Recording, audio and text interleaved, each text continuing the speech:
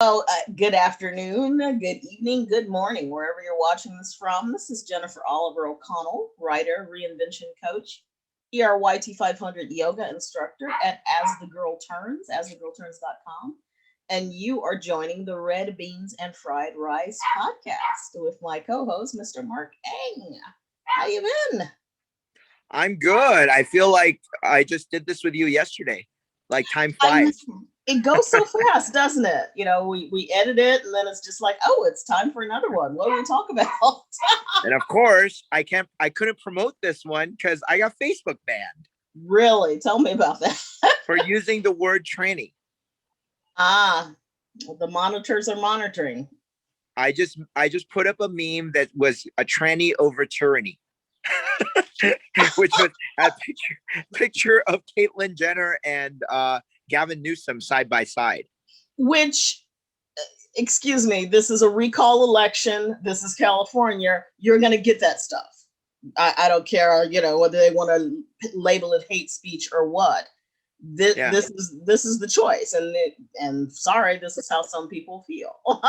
And tranny didn't used to be a bad word. They used to call themselves trannies. So yeah, it's just Facebook is really becoming a sewer.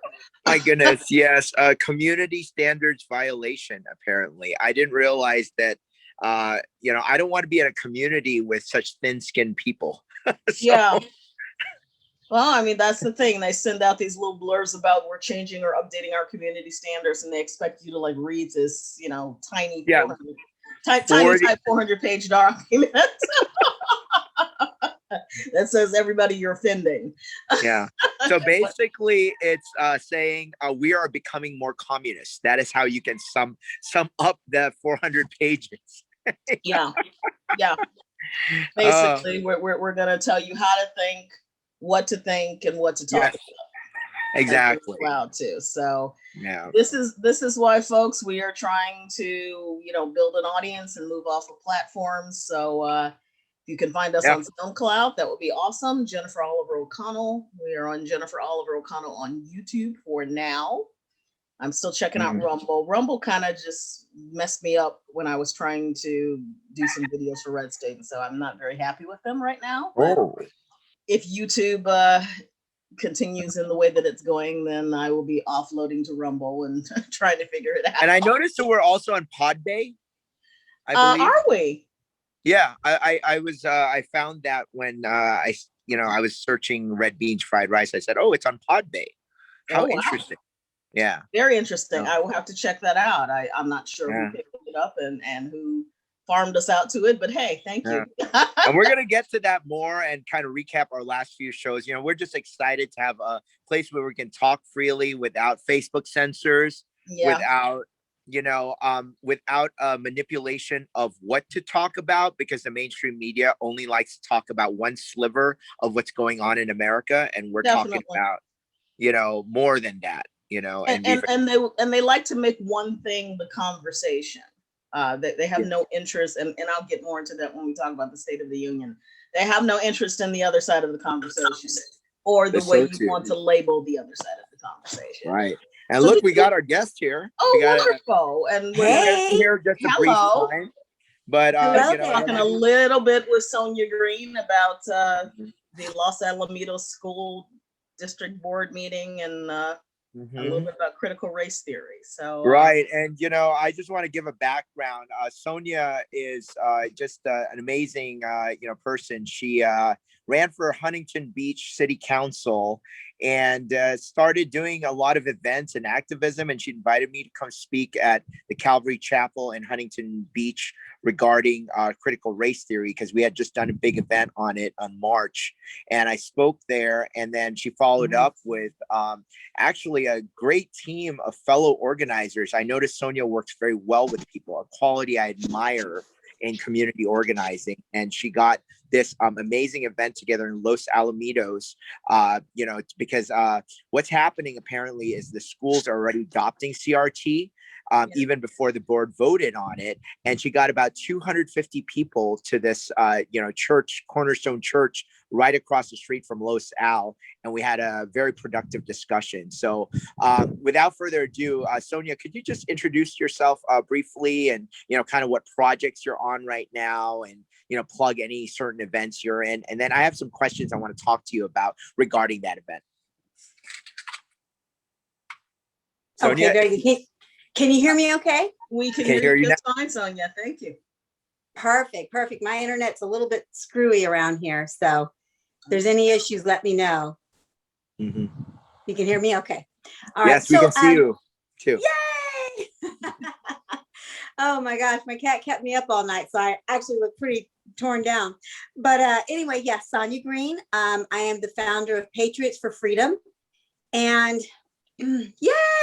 And one of the reasons why I started this was it's a variety of reasons. Obviously, the situation that we're in today, and we have an issue within the party in the way of trying to connect and unify, right? And also, we need to align together, which I see more of now, where we're aligning together on issues and showing up to these places that are constantly hammering us every single day with their ideologies, right? Mm-hmm. So I had this great idea a year ago before I started running that we needed to unify the party.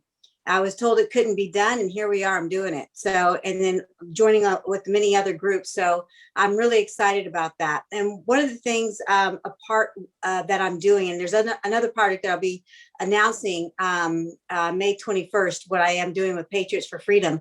But it's going to allow us the opportunity to get behind certain candidates. It's going to allow us the opportunity to find the right candidates that we need in local government and in school boards and things like that.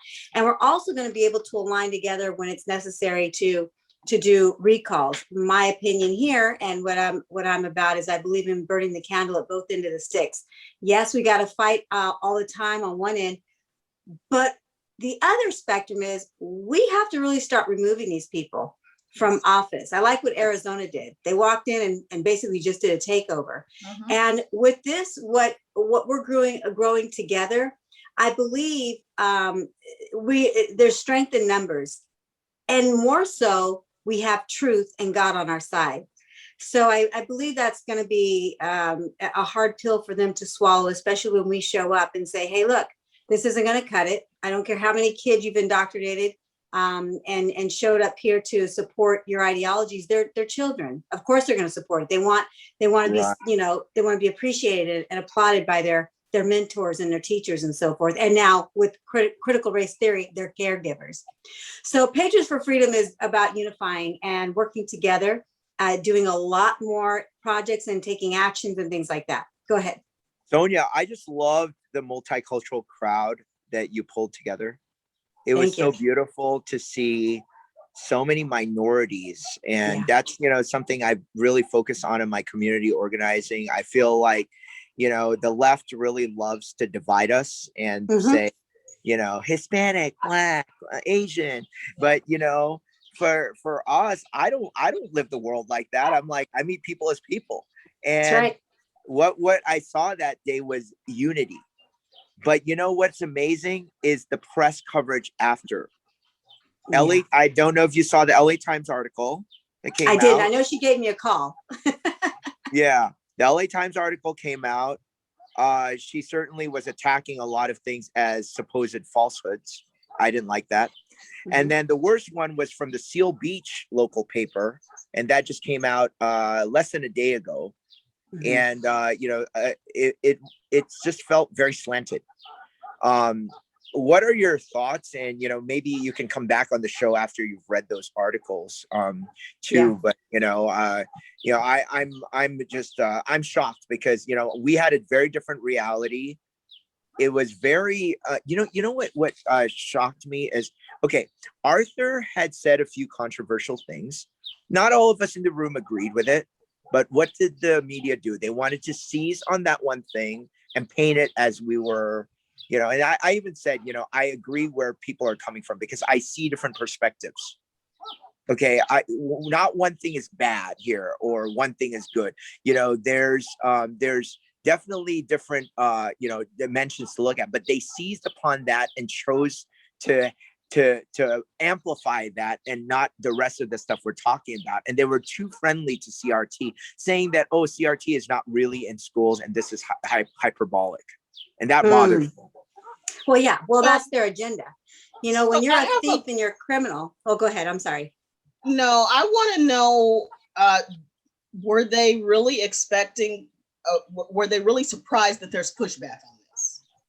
Right. Because it seems like they think people aren't supposed to, they say, oh, we're going to open it to debate. And then it's like they don't expect people to actually not approve it. Mm-hmm. Is that surprising to you, or, what arguments do you build toward that?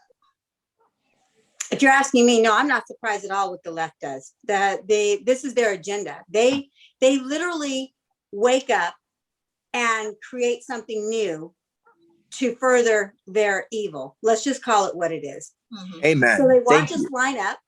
They watch us line up, and they watch us go in there, and we're not going to take this, and this is wrong, and you're not going to do this. They go back home, they take another drink after they commune together without a mask, and they laugh, and they wake up the next day and do something else. So that's why, we can, even though we do what we do, we really have to start thinking in terms of recalling every single one of them, let them know we're coming after their jobs. Especially with the recall of Gavin Newsom. And I think that if you think about it this way, if you don't, they're going to continuously do this. Now, our tax dollars are paying them to have a job. So they're showing up every day using our money to sit there and bring these radical ideas, immoral practices into schools with our tax dollars. We're leaving our jobs, we're leaving our families, we're spending hours, we're upset, we're having meetings, and they're back at it the next day. They're not going to stop unless they're out of the position. That's right. So we got to keep fighting, but I believe in cutting the cancer out. So I'm not surprised that's their job. She works for LA Times. I spoke to her so she says, oh, well, blah, blah, blah. I said, well, I'm not the one that you probably need to talk to in great detail. I'll pass you to, whomever. She's, oh, yeah. But I already knew. I was like, I'm not giving her anything. There's just nothing to give you guys. You guys are playing with rocks. When we could be playing, ball together, but they want to throw rocks and bricks and everything else. So you can't trust anything anyone that says CRT, oh, we're not doing that really. Oh, it's really not that bad. You can't trust anything that they say. Mm-hmm. They deem everything racist. Absolutely. Sonya, I wanted to ask you one thing that really struck me as powerful when you spoke that night. And you had said that the right had come after you as well. Yes. They thought that you were being a spoiler in your Huntington Beach race. Correct. And, a lot of this nastiness from the right also bothers me. Yeah. And I found this kindred, connection with you, because obviously right now that's kind of what's happening as well. I've been accused of certain things, and, so here we are, minority conservatives. I feel like we can't win. Either end is, has attacks on us. Tell us a little bit more about that, and, what it's like to be a Black conservative. I mean, this is kind of like the heart of our podcast here is Jennifer and I are kind of anomalies, right? Or so people think, but there's a lot more of us. And I certainly saw it at your event. Right. Yeah. Well, being a Black conservative, I really don't feel any different where I am. It's really kind of funny. I really haven't experienced any sort of racism except from the left, especially when I came out, knowing that I was a Trump supporter. I'm a conservative, and I'm an outdoor racquetball player. So I was so surprised to know that so many people on the left so many racquetball players were on the left, and they came out, swinging at me, and I took my Louisville Slugger and slugged right back. So being a conservative is empowering. I love it. And I love it because the minute they think that I'm supposed to be something else, I let them know you're racist. Why would you look at me and think that I have to be something else? Already you're racist. So you don't get to label me. You don't get to tell me where I can go. You don't get to tell me how far I can go. You don't get to tell me where I've been and where I'm going. You just don't get to have that type of authority over me whatsoever. Amen. So when I ran for city council last year, I was literally trying to find people to run and couldn't find them to run. And so I jumped in. I prayed about it and I jumped in. I was the first to pull papers, me and another lady, which I do believe she pulled out about maybe 20, 30 days later. But so I was the only one in it for a long time. Then they got these people in, all these people started coming in I didn't know anything about, and which was great to my naivete, because the beauty of that was I wasn't about attacking anybody. I actually supported everyone. And they even had a Zoom call one day and they said, well, if you know that you're not winning in the races, which one of you would be willing to bow out? I was the only one that raised my hand, the only one, because I understood even then, and being a newbie, if you will, coming into that. No one ever addressed me. I only campaigned for 1 month, as you know, Marc, and ended up with 12,000 votes, nearly 12,000 votes. So I did very well. But to find out this year, there's a little faction, and I call them the high school quad bullies. You know, they're I'm this, and you know, if you want to be popular, you're gonna be on my team, or I'm only gonna push this guy because I know this guy. So then what they do is, in their old ways of handling things, they looked at me, a woman of color, and said, oh yeah, she's a Democrat vote splitter, because they knew that I was getting ready to take off. I attracted people. And so then they started saying, well, she's a member of the BLM, you know, and very insulting. The thing that happens to people like that, though, you'll be soon found out. And I'm going to make sure you're found out. Wow. So, you know, you never know who you're crossing. You never know what candidate you're really passing up to get somebody else in that you might like, that you might favor, but has nowhere near the value of the person you literally just tried to degrade. And that's unfortunate. And again, with Patriots for Freedom, we're gonna change some things, Marc. We're gonna change some things. We're gonna do it together. I'm so excited to work with you, and I just love your fire and your passion, and you got a unique calling right now, and it's so beautiful to see that play out. And we're certainly going to continue this conversation. And when's your next event, Sonya? You're going to do May 21st, baby. Perfect. Okay. May 21st, and we're going to slam it out. I love it. And we just got such a great network of, activists. And I know from your event, a bunch of people asked me to speak at their rallies on, health freedom and, choices against the vaccinations. And we're just all on the same page on all Amen. These issues, Sonya. It's like, are you my long lost sister? I mean, what happened? Yes, I am. And not only am I your long lost sister, I'm going to tell you something. We are soldiers together. This is an army. And it's time for us to march.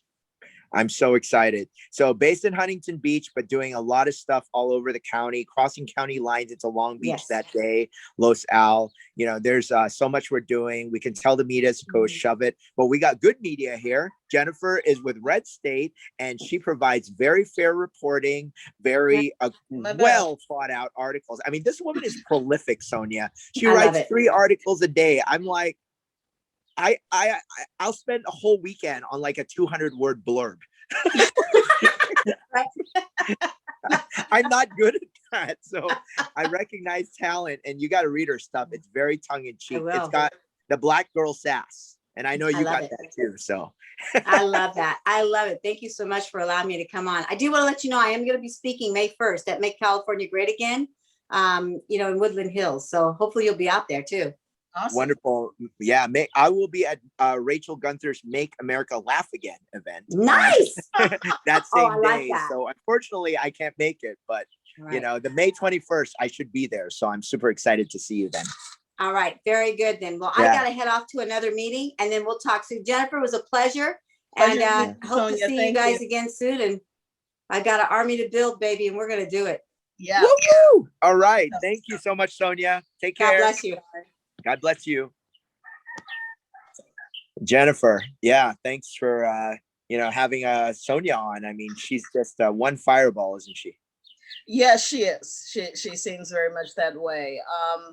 I was curious. I mean, her being a parent, I wanted to ask, what are the numbers, or what's the level of reading, writing, and arithmetic or math in Orange County? What are those numbers high? Are those numbers low? Are they? They're slipping, that I know. Okay. It's not, it's, it's the standards overall in the state. It's not like, oh, let's make the teachers better and let's push the students. No, it's let's lower the bar so that everyone can feel better about passing. I mean, this is participation trophies gone wild. And lower the bar and then bring in these bright, shiny objects and indoctrination tools like critical race theory. I mean, it just... And it's very divisive. I feel really sad because let's face it, we know kids, right? That's why you and I are childless. I don't like kids, okay? They can be very nasty. In the playground, you already have to deal with, that's my toy. No, that's yours. Okay, certain adults still act that way. But, the kids especially, there's a lot of this stuff. Can you imagine putting in racist ideology into schools and exacerbating? They're apparently already doing it without the parents' permission. And now they're, trying to put a seal of approval on it because they're getting light shined on them. And I mean, that's what amazes me. I read the LA Times piece and I was reading some of the LAUSD piece, and they make parents sound like the criminals. Right. So Jennifer, you had the same conclusion. Yeah. These are their children. Of course they have a right to say, oh, well, they just don't understand, and we're one person from some talking head from UCLA. Isn't that well, we're in a racial reckoning. Are we? What racial reckoning? The George Floyd garbage you guys started, you're a racial reckoning? No, we're not. You're trying to invent a racial reckoning in order to justify this stuff. Amen. I'm so glad you came to the same conclusion because obviously, to the audience, I had forwarded the 2 articles that featured Sonya's event to Jennifer so she could kind of peruse over it. And I think independently, I gave you no editorializing. I just shared you the links. You just threw them in. And we came with the same conclusion that it was very, it's almost scary how communist it is. Yes. But I'll tell you a little background. I'm sure you know this, Jennifer. LA Times was bought out by the Chinese. I had heard that bit of news. I need to really research and find out. But why does that not surprise me? I mean, yeah. So is CBS and NBC and a lot of those other major media conglomerates are owned by the Chinese. So exactly. Who is running our media? Communists. Yeah, our media is run by the Chinese Communist Party for the most part. Yeah. And, it's amazing. I already saw this with the local Chinese media and how much they were basically syndicating. Everything is syndicated now. So you put up one thing and it goes through all these channels, repeating the same message and only focusing on one sliver of the truth or whatever they want to shine the light on. And when we rabble rousers, you and me and people like Sonya start events or do podcasts like this where we talk about other things, that will never get the light of day from them. No, they literally I've been throttled by Twitter God knows how long. Stayed at this amount of followers for at least 5 years. My articles don't get out. They know. And then when I started writing about AB5, they really started, throttling and blocking and the whole 9 yards. So they don't want independent voices. They have no interest in that. They not at all. They want their indoctrinated message to go far and wide, and that's what they do. So they promote. It's amazing on parade, and that's all it is. It's echo chamber. It's idiots on parade. And again, they're shocked when people are saying, "No, we're not going to accept the premise of this." It's amazing because remember that song "Another Brick in the Wall" by Pink Floyd? Yep. It's we don't need no thought control. But now there's no rebellion anymore. The rebellion is against the people that are actually critical thinking and to vilify a whole party like the Republicans and say everything they do is evil or whatever is really scary, because then that allows one party rule and one message, and that's all we're seeing. But once that's again, what they want. I mean, they think they have it here in California. Technically they do, but that was, as Sonya said, we're going to vote them out. And they don't understand that this is why they're shaking in their boots. Good segue into the Newsom recall. about the Newsom recall is because if he goes, they know their days are numbered. Yeah, so let's transition to that, Jennifer. What great news this week! The Gavin Newsom is now qualified, and it's confirmed to for sure have an election. Do you know the timeline on that, or what are your thoughts on this? And we have over 1.6 verified signatures. That means the recall required 1.459, and we have 1.6. And there's a whole nother 400,000 signatures still untapped that could be reviewed. So what happens is that it goes through a 30-day, the Secretary of State says, okay, it qualifies for an election. However, we need to allow people, and this is constitutional, we need to allow people 30 days for buyer's remorse if they want to, peel back their signatures or say, I'm sorry I signed, or basically they want to strong arm people. We have a refund policy. We have a refund policy, yeah. Well, a senator who actually got recalled, and why anybody reelected him is beyond me, Josh Newman, tried to come up with a bill. He said it wasn't affecting the Newsom recall, but a bill that would allow the recall opponent. That got shut down. Yeah, the recall opponent to find names and addresses of people who signed the recall and really see, they made it sound like, oh, we just want to help them. Some people don't know what they're signing. Some people don't. That's some red shirt shit right there. Yeah. That's Nazi. It truly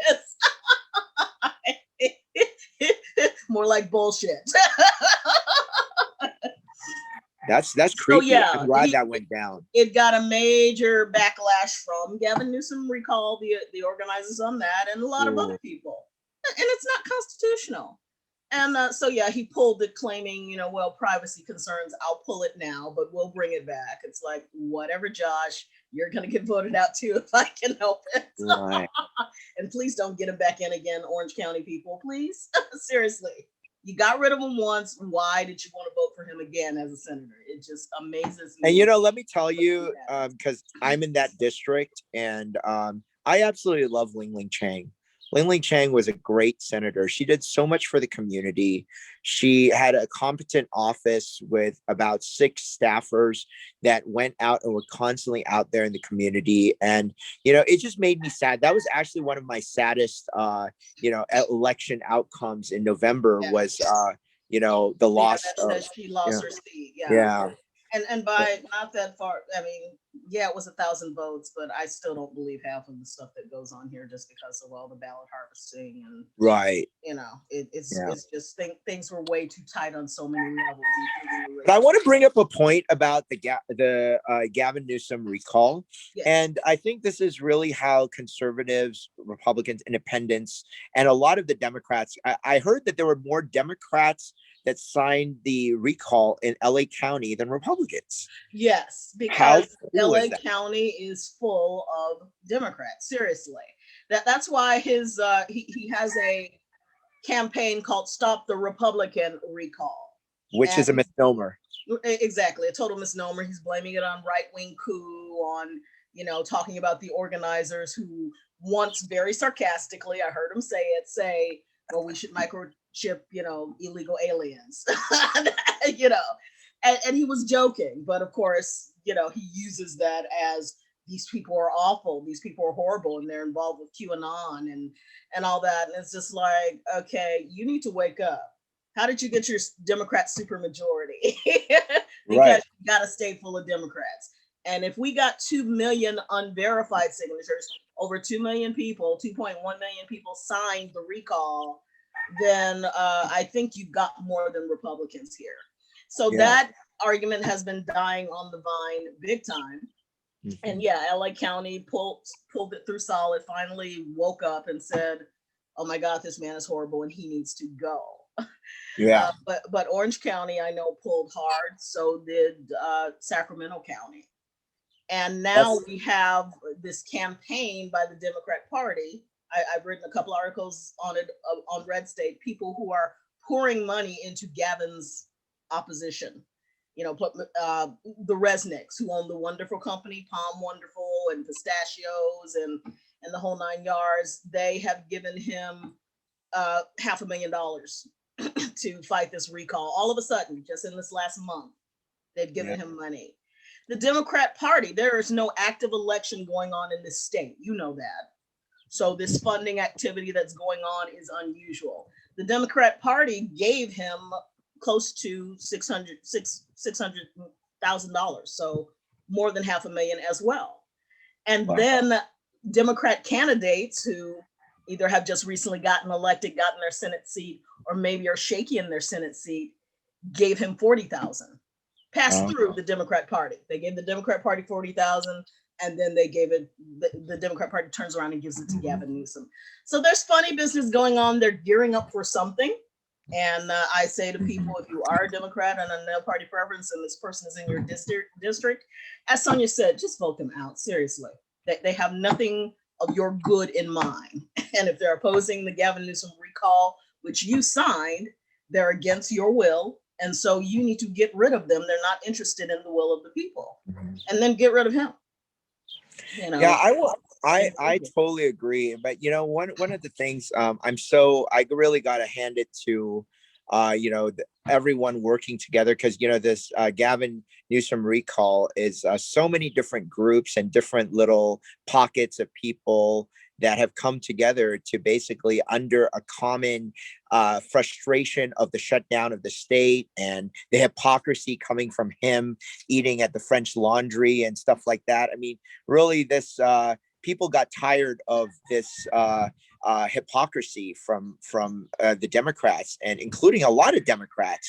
But what I really impressed by is how we blew through that threshold by such a huge amount. We got 2.2 million signatures, which is like 700,000 above the 1.5 million. Yep. That is what Republicans and conservatives need to learn, is to always do the extra and do as much as you can. You can't just like win elections by the skin of your teeth. Exactly. So have the contingency plans, because that's the thing. With the strength of the organizations, the two organizations that have seemed to have worked together, thankfully, Recall Gavin Newsom and Rescue California 2021, they were able to have those contingency plans. Mm-hmm. One helped the organizers, motivated them, kept them going. The other one brought in the funding and the financing and helped their donors. So it's about working together. It's not about, this is our recall and not yours. It's like, come on, just get it done. And they got it done. I urge that with the local Recall Gascon effort as well. Yeah. I think, at the end of the day, we all have our gifts, very unique gifts. You saw Sonya earlier. She has a lot of unique gifts, gifts I don't have. I can't be as pretty as her. So, and so there's different gifts, right, that we have, and we should not try to be controlling of everything. And I think that's a problem with a lot of Republicans and conservatives. They're so damn controlling. They controlling, and they only are open to one type of message. Rigid. which leads us into the State of the Union. Let's transition to that. Did you watch any of that? Oh my God, I can't watch his face, Jennifer. It really I know. It's like they Botoxed his eyes or something, because they're always squinty and beady and pointing at you, and I'm just like, people don't look like that normally. They don't. No person that age that I know of looks that severe and that pinched. Betty Chu is my good friend. She's 84 years old, and her face does not move like that. It's kind of scary. I saw part of it on television, very little of it on television, and I had errands to run, so I listened to part of it on radio. Mm-hmm. And you could tell the thought gaps happening. Radio, you catch them way more quickly than you do watching them on television. And the incomplete, not completing a thought. It's just and it's like, it angers me that Joe Biden and whoever else is controlling this show would allow this elder abuse, because that's what it is. He's not well. He wasn't very well even when he was younger. He never had it all together up here. He was a big plagiarizer, so he didn't really have plagiarizer, original thought. racist, the whole 9 yards. Oh yeah, but, racial but he jungle. obviously Who was says charming, and he got away on that charm. But Yeah. now it's just like he's got nothing going on, and they're propping him up, and that's Oh my- disgusting. But that's a story for another day. I kind of lay that on his wife, actually. That wife. That's why I said Joe Biden. It's like, Yeah. why would you allow this? Yeah, I think that was her dream, is just to be first lady. It happened. I Good think for her. so. Yeah. You know, she also got an I've heard honorary that. doctorate, from what I know. You know, not a terribly rigorous program. No, early childhood education is kind of a scary, a left-wing thing anyway. It is. Having known the teachers that have followed this and gone through this, even they say that. It's like, no, it's just about indoctrinating kids. It has nothing to do with actually educating kids and preparing them for school. It's just a ploy, which actually ties into your critical race theory. That was one of his big arms of his plan, is we need to start children off 2 years early, basically at 2 or 3 years old, before we get them into school. We need to fund that. And then we need to have, pay for 2 years after high school. It's like, no, you just want to create this whole indoctrination pod. Is what you want to create. Right. I was already worried when Obamacare extended to kids living with their parents under up to 26 years old. Yes, you're a 26-year-old child. However, your 14-year-old should not have to get your permission to take hormone drugs to change their gender, and they should not have to get your permission to get birth control. But you better have them on your health insurance until they're 26. Makes so much sense, doesn't it? I mean, I feel sorry for parents. Right. I never had children because I never had the opportunity to. Got married late in life, and biology is biology. But I feel for people who have their children and are constantly having to navigate these waters with people who literally are just against them. They have no interest, right? In their goodwill. They have no interest in allowing them to raise their family as they see fit. Anytime they have an image of people who are raising their families as they see fit. I don't know if you remember that show, The Duggars. Yes. 10 and counting, 8 and counting. I don't know. Yeah. They kept. Lots of kids. Yeah. Woman kept popping out the kids. God bless her. I wouldn't. I was only planning on 1, maybe 2. She popped out 10, but they weren't on the taxpayer dole. He worked. She stayed at home. They had a great system going on with their family, and they fascinated everybody because of this, and probably gave people some good ideas about how to raise and sustain their family. But they were reamed by the left, right and left. Oh, people calling her a clown car, and all types of derogatory things against a family that functioned and worked very well without government. Yeah. That's how our country was built. We had lots of people with very big families, and honestly, it was white and black families it was the norm to have like 10 kids at one time. And that's how we populated grew. And even if it wasn't 10 kids, it was the norm to raise your kids the way you wanted to raise them, and so that they could become contributing members of their communities and their societies. Now it's about, the government can take care of that for you.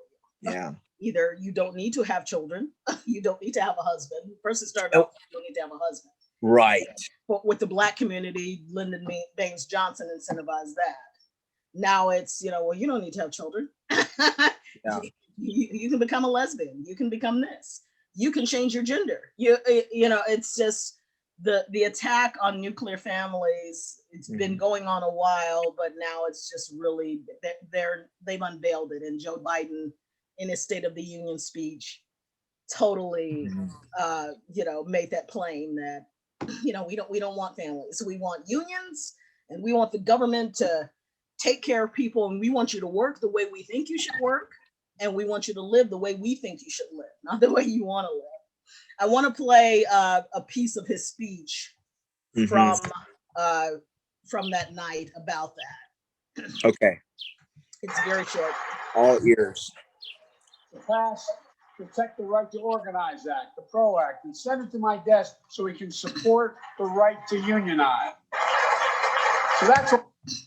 So for those of you who don't know what the PRO Act is, sadly, people have not been paying attention and now they're starting to wake up.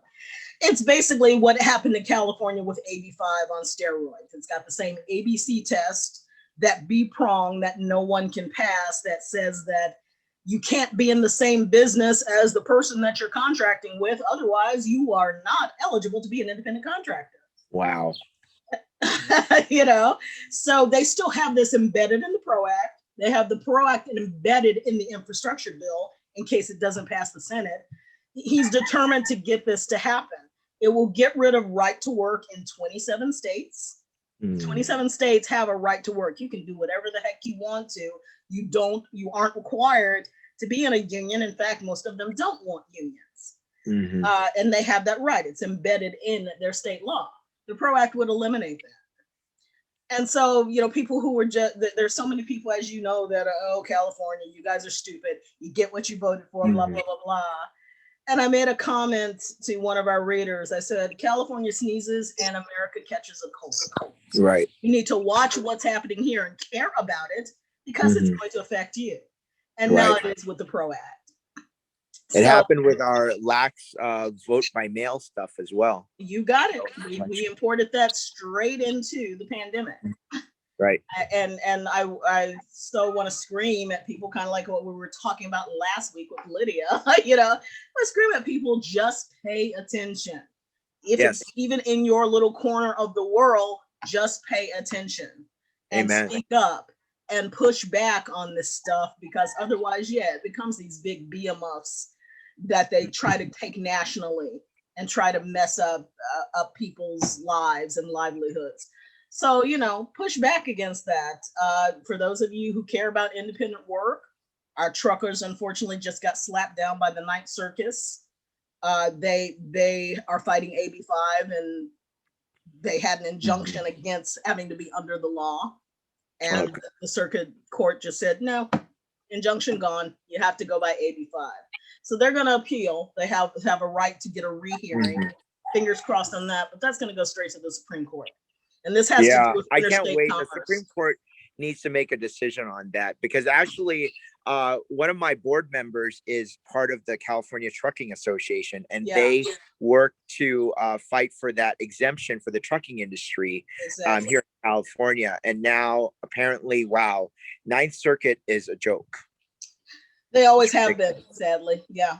Yeah, but you know, and Trump was able to stack a few more judges, and there have been some decent rulings, at least with the religious freedoms in the last year, because I think it's a 16-13, you know, and that's a very loose partisan number if you look at judges as partisan, but certainly you can start looking at that because it's a lot of activist judges these days. Big time, big time.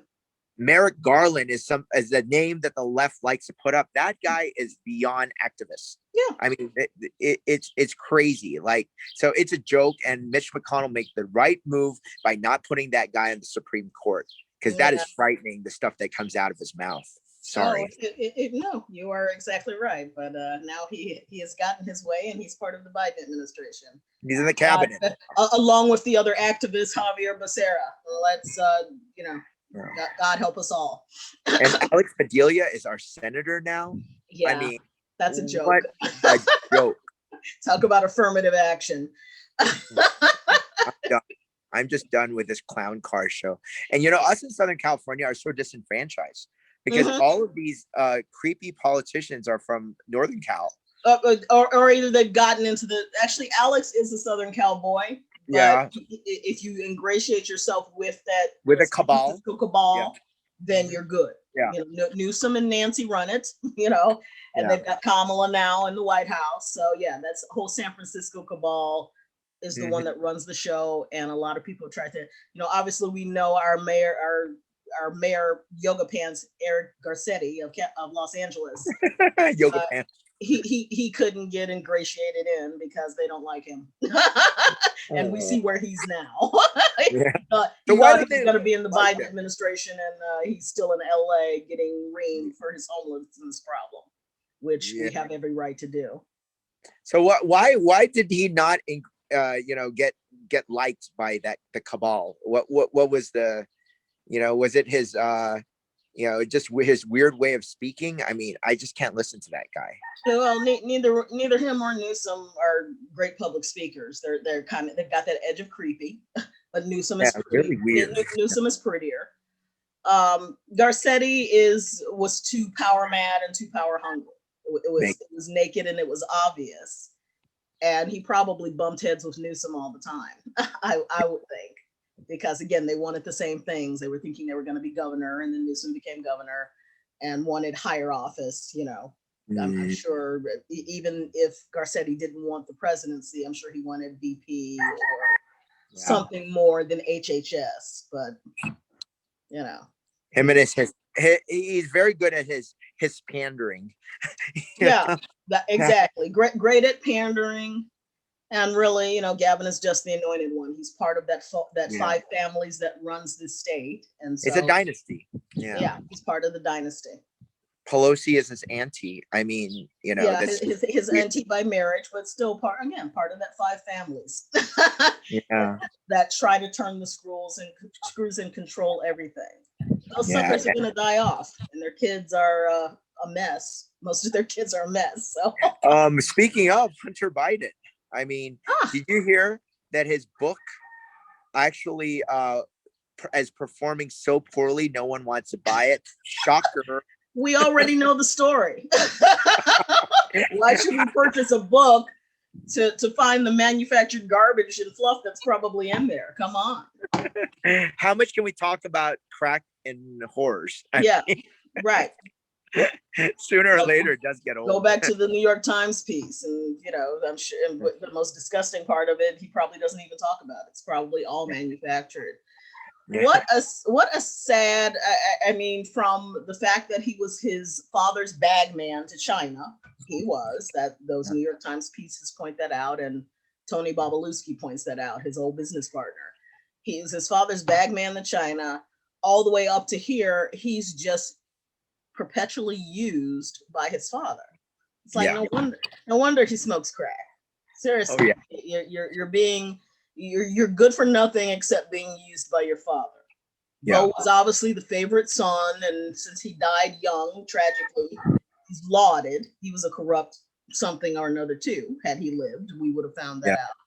But the oldest son is just your only use is to be the front man for your father. That must be destroying him. It's very sad. So there's part of me that feels for him, and then the other part of me is just like, nah, you need to pay for some crimes. It's a very cynical way to live, and you see it through even how Joe and Jill got together. She was his babysitter, and I think there's a lot of things that decent people have boundaries around. I don't think that family has any boundaries. No, not at all. I mean, she is her husband, and they buried this as well during the campaign. Her first husband, it got interviewed by the Daily Mail. They had actually had an affair, Jill and Joe, while she was married to her first husband.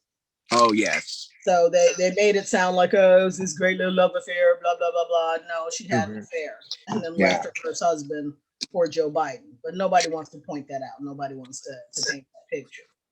It's really sad to see people like this rise up to the highest position in the land, or someone like Kamala Harris. Yeah. I mean, who has done nothing productive or good in her life. And she is the vice president of the United States. And people are just as happy as a clam. I mean, when he announced, he recognized her and Queen Nancy on the dais.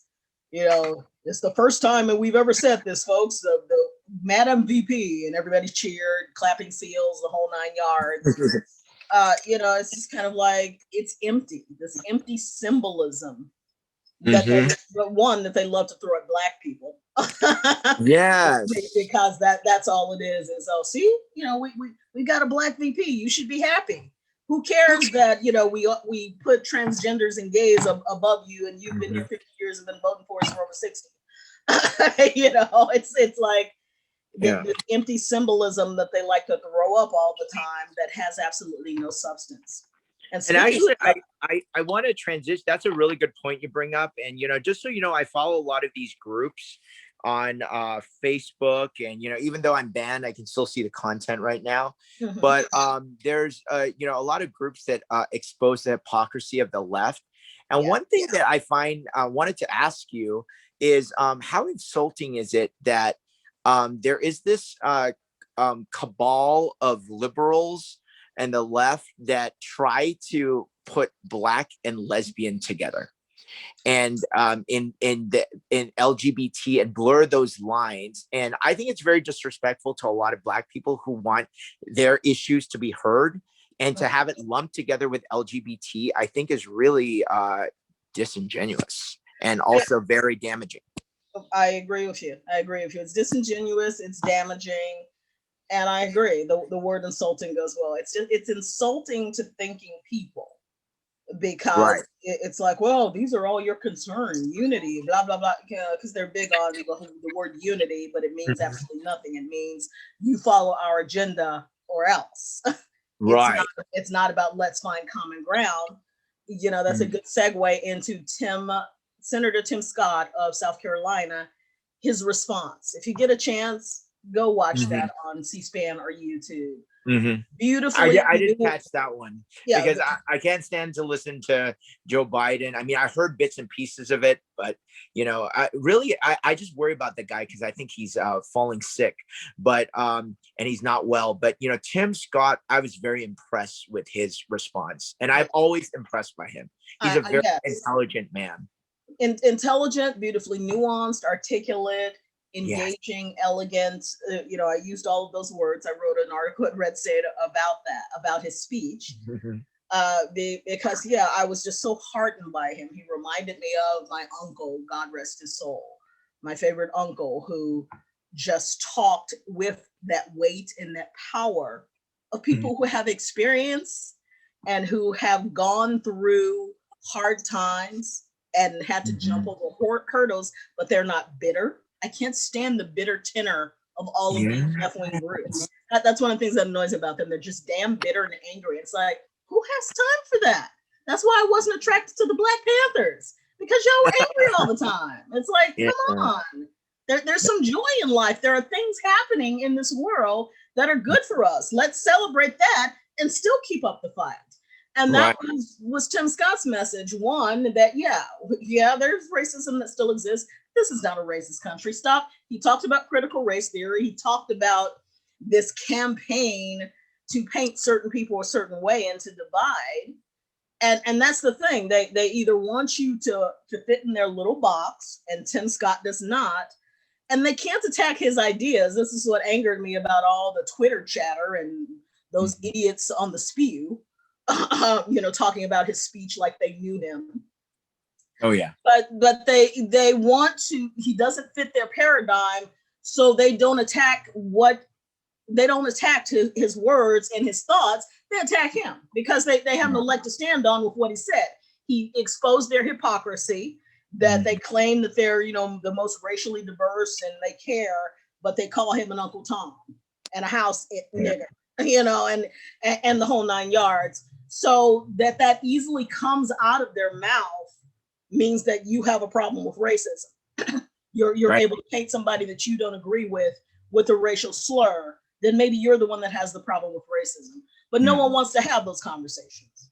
No, I doubt if Lil Blonde, Meghan McCain, or any conservative challenged these idiots, you know, Joy Behar and Sonny Hostin, on what they had to say. And called them the racists that they are. Because, you know, you can be Black and be a racist.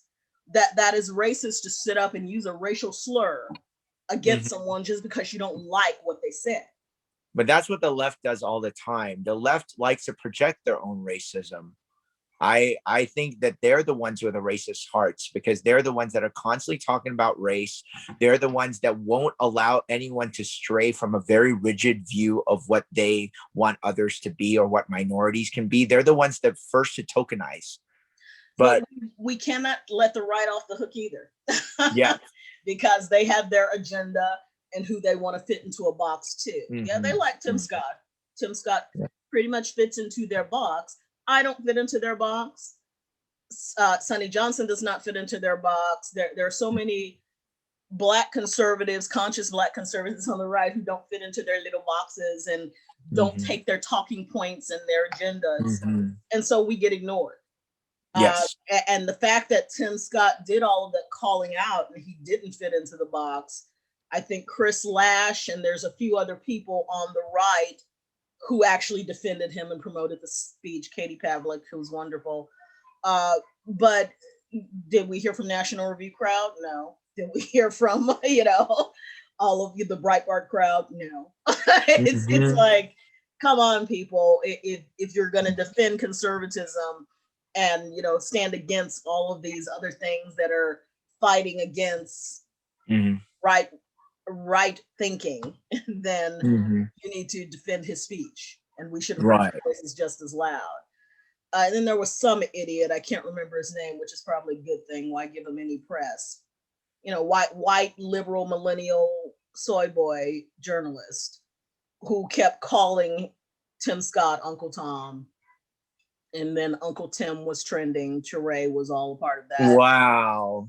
That's so insulting. And Twitter let it trend for 11 hours. They let it go up there. And several people wrote to them saying, hey, Twitter, you supposedly care about your community standards, as they like to throw out all the time, yet you allow racism to be directed at someone that they don't like, a Republican. And of course, the idiot journalist deleted his tweet, but I called them out several times saying, these white journalists who think that they can black-splain.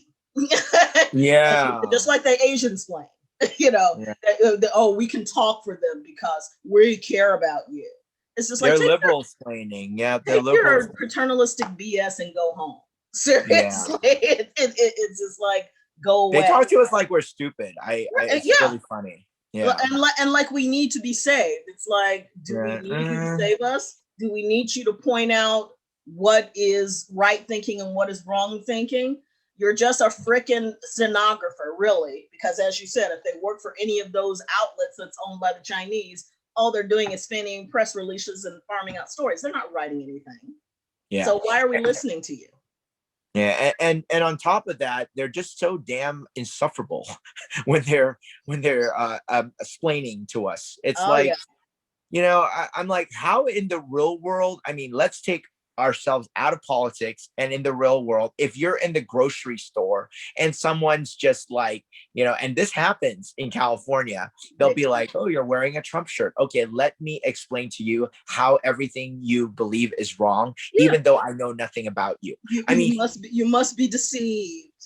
Yes, I know. I'm a critical thinker. I just, I in fact, I look at your results, because we're a society that's removed so far from results now that we accept cities that look like Minneapolis or Los Angeles South Central that look like a war has happened. Yeah. And I guess in reality, there's a daily gang war that happens. So I guess, that it's somewhat accurate. But I'm sorry, I've seen what you guys produce on the left. I would rather stay in my suburbs or my rural areas. And they don't get it. Instead, they just want to indoctrinate and infect those areas with their garbage. Joe Biden's suburban plan to, try to destroy single family housing and put in projects. And it's just like, why does the left like to destroy everything? They want to control everything, and they want to destroy models that work, or just destroy the way people want to live. As you said, I like my suburban areas. I like, you like wearing your Trump hat or your Trump t-shirt. Back in the 90s, there was a shirt that said "Buck Push," basically, fuck Bush. They changed the lettering. Did I come up to someone and say, well, that's wrong and that's insensitive and blah, blah, blah? No. you have a right to wear whatever the heck you want to wear. It's your body. Yeah. So for you to exactly. come up to me and try to destroy me or, have a problem with me, I went to a friend's birthday party and I buy a lot of Maj Touré's Black Guns Matter clothing. Mhm. And I had on a hoodie that said all gun control is racist. And the whispers, the looks, it was like I triggered so many people. And it's like, well, it's true. And here's what I'll end with. No, only one person bothered to ask me what it meant. Well, what does that mean? Why do you believe that way? They don't want you to have ideas and they don't want to talk about your ideas. They don't want nuance. Yeah, they have no desire for nuance or for debate or legitimate argument. They just want you gone. So on that note, we are going to wrap it up. Marc, what are you doing this week? Anything big and special? No, finally getting some a break to attend other people's events instead of throwing my own. So I'm going to attend the Make America Laugh Again comedy show that my friend Rachel is throwing. And then I'm actually speaking at the Patriot Project in Tustin, I believe. I forget where. I got to be somewhere on the Sunday to, be at a rally and speak on Recall Gascon and lots of other crime and safety issues. So that's on the horizon. And, we're doing an exciting event. Jennifer, I'm actually going to invite you. It's going to be a private event just for my organization, but we're going to screen the movie Free China to show just how bad the human rights atrocities are, by the Chinese Communist Party. And we're going to have a special speaker that's also going to be, she's an escapee and a refugee. So I would love for you to, come by if you're, I know you're in the middle of a lot of stuff, but would love for you to be there.